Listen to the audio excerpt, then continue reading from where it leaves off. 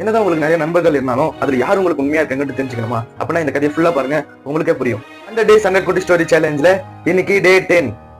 ஒரு ஊர்ல அப்பாவும் பையனும் வாழ்ந்து வராங்க. அன்னைக்கு அவங்க அப்பாவுக்கு ப்ரொமோஷன் கிடைச்சதுனால நைட்டு வீட்டுல விதவிதமா சமைக்க ஆரம்பிக்கிறாரு. வெறும் 2 பேருக்கு எதுக்கு இப்போ எவ்வளவு சமைக்கிறீங்கன்னு தான் பையன் கேட்கும்போது பதிலுக்கு அவங்க அப்பாவும் இது நமக்கு மட்டும் கிடையாது, நம்மளோட நண்பர்கள் பக்கத்து வீட்டுக்காரங்களுக்கும் சேர்த்து தான் நான் சமைக்கிறேன், நீ போய் நமக்கு வேண்டியவங்க எல்லாரையும் கூட்டிட்டு வா அனுப்பி வைக்கிறாரு. இப்போ அந்த பையன் தெருவுக்கு வந்து எங்க வீட்டுல தீ பிடிச்சிக்கிட்டு யாருன்னா வந்து உதவி பண்ணுங்கன்னு கத்த ஆரம்பிக்கிறான். அந்த பையனோட குரலை கேட்டு ஒரு சில பேர் உதவி பண்ண வெளியே வந்தாங்க. ஆனா நிறைய பேர் கேட்டு கேட்காத மாதிரி தான் இருந்தாங்க. யாரெல்லாம் உதவி பண்ண வெளியே வந்தாங்களோ அவங்கள மட்டும் விருந்துக்கு அழைச்சிட்டு போனாங்க. நைட்ல எல்லாரும் வீட்டுல சாப்பிட்டு பேசிட்டு சிரிச்சிட்டு கொஞ்ச நேரத்துல எல்லாரும் கிளம்பிட்டாங்க. இப்போ அவங்க அப்பா பையனை பார்த்து, நீ கூட்டிட்டு வந்த சில பேர் தான் எனக்கு தெரியும், மத்தவங்க எல்லாம் எங்கன்னு கேட்கும்போது பதிலுக்கு அந்த பையன் சொன்னது என்ன தெரியுமா? இப்போ நம்ம வீட்டுக்கு வந்துட்டு போன எல்லாரும் நமக்கு ஏதோ பிரச்சனை நினைச்சு உதவி பண்ண வந்தாங்க, ஆனா சாப்பிட வரல, ஆனா இவங்க மட்டும் தான் நம்மளோட உண்மையான நண்பர்கள் அவங்க அப்பா கிட்ட சொன்னானா. இந்த கதையில வந்த மாதிரி தாங்க உங்களோட சந்தோஷத்தை மட்டும் பங்கேற்றுக்கிறாங்க, உண்மையான நண்பர்கள் கிடையாது. நம்ம கஷ்டத்துல இருக்கும்போது கூட வந்து உதவி பண்றாங்க, அவங்க தான் உண்மையான நண்பர்கள். உங்களோட ஃப்ரெண்ட்ஸ் எல்லாம் எப்படி? மறக்காம கமெண்ட்ல சொல்லுங்க. இந்த வீடியோ உங்க ஃப்ரெண்ட்ஸுக்கும் ஷேர் பண்ணுங்க, அவங்களும் தெரிஞ்சுப்பாங்க.